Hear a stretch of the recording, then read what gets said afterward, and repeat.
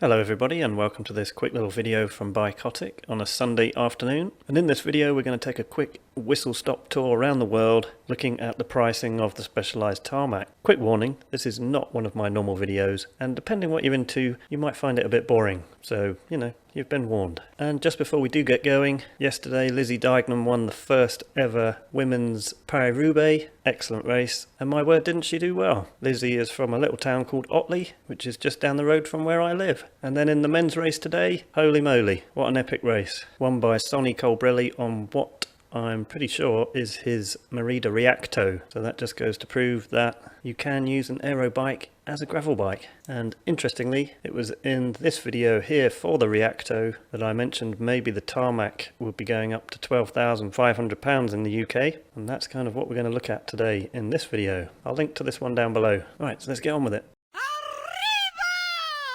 So if you saw my Merida Reacto video from the other day, you'll see that I mentioned that Specialized hadn't updated their website with the 2022 Tarmac like they had on their US website, where they'd put the price up $1,000. In that video I made a prediction that when they did put this bike up on the UK website, it would actually go up £1,000 to $12,500. I was looking around their website this morning and lo and behold, here is that 2022 Tarmac Dura Ace Di2, got the new group set on it there. Would you believe it? It's £12,500. So there you go, we got that bang on. Now I know nothing about exchange rates and trade treaties and blah blah blah stuff like that, but I definitely see a discrepancy between the US price and the UK price. It would appear that in the UK we have to pay more for this bike than you do if you're in the States. So this got me to thinking, why don't I check out the price of the Tarmac around the world and see what different countries have to pay for it. So that's what I did. So here's what I came up with. I went to the Specialized website of all these countries here, and these were the Specialized websites where I could actually find some prices, because not all of them do have prices on them. And what I did was I took the local price on that website for that country, and with the current exchange rate I converted that into UK pounds. So not all of the websites had the Dura Ace Di2 version, so I had to use some of the other versions as well just to get some kind of comparison. And wherever you see green, you're paying less than we are in the UK, and wherever you see red, you're paying more. So in a nutshell, Finland and Sweden are having to pay more for their Tarmacs than we are in the UK. Sweden being walloped with another £804 on the price of a 2021 red ETAP Access version of the Tarmac SL7, which is pretty painful if you live in Sweden. So then looking at the green numbers, we have a moderate saving in Singapore on a 2021 Dura Ace Di2 of £84. Fair enough, I guess. But if we go up the list, we come to Canada at the top here. Now the one question I had here was the website just said dollars. Now I'm assuming that is Canadian dollars and that they don't use US dollars on their website in Canada. Maybe someone else can tell me if that's right or not. But in Canada, the 2022 Dura Ace Di2, assuming it is in Canadian dollars, is a whopping £2,528 cheaper than it is in the UK. More so in fact than it is in the US, where it's £2,165 cheaper. So I'm not going to read all these numbers out, but as you can see, there are various countries you can go to get this bike cheaper.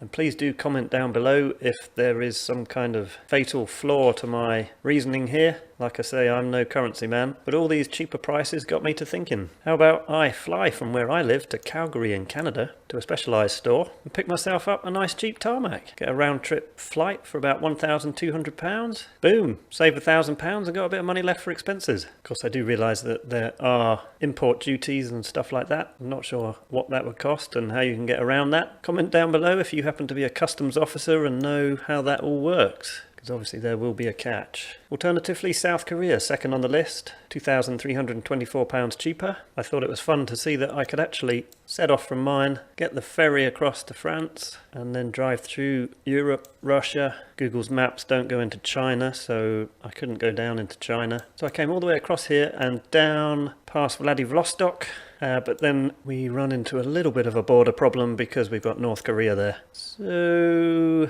yeah, that's probably not going to work. I guess we could hire a boat and come round. But yeah, that's probably not going to work. Okay, so probably the most realistic country where I could actually get a cheaper tarmac would be Italy, with a saving of £1,200 on the latest version of the SL7, and that's actually a much more doable trip. And I asked Google to work it out as if I cycled it, and it has suggested that I cycle down to Felixstowe, get the ferry across to Rotterdam, cycle down through Europe. And when I searched on Google, it seemed to think there was a Specialized shop here, Andrea Specialized. However, by the powers of Street View, just before I set off on this cycle ride, I thought I'd have a quick check, see if I could see my new cheaper bike in a window in some fancy Specialized concept store in Italy. But this is where it's supposed to be, and I can't find it. There's a mama and baby shop there, not overly useful to me. So there we go, a pretty stupid idea, but hey ho, looks like there's some nice riding around here, so it wasn't a complete loss. Maybe there's a B&B around here somewhere that I can get a room in. So if you like this video, give it a thumbs up. If you think it's ridiculous, then, well, don't give it a thumbs down, because then I'll get upset. And if you haven't already, subscribe to the channel and I'll get back to making some proper videos. Until next time.